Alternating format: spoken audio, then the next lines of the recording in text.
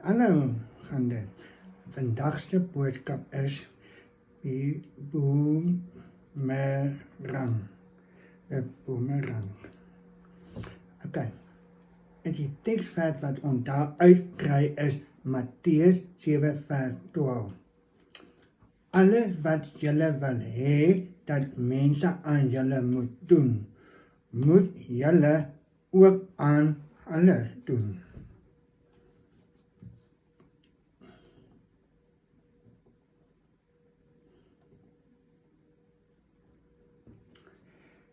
Die boomerang is deur 'n inboorlinge van die verskeidenheid lande soos in Amerika, Indië, Egipte en Australië gebruik as 'n jaginstrument, wapen en self musiekinstrument en speelgoed.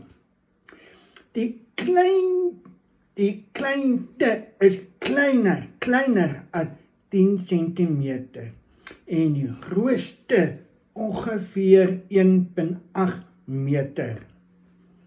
Hulle word gewoonlik baie mooi versier met goue kleure of tekening en word gekerfwerk.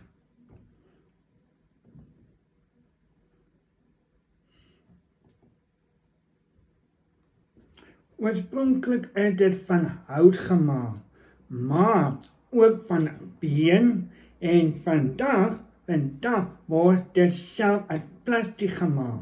Daar is 2 soorte boomerang. Die een wat terugkom as jy hom gooi, is gebruik vir sport en ontspanning. Die ander een wat nie terugkom as jy hom gooi nie, is as 'n wapen gebruik. Die besondere eienskap van die eerste soort 'n boomerang is dat dit so gemaak is dat dit net gooi en draai in die lug, maar en dan terugkom na jou toe. As jy nie weet hoe om die boomerang weer te vang of te koes nie, kan hy jou ernstig beseer.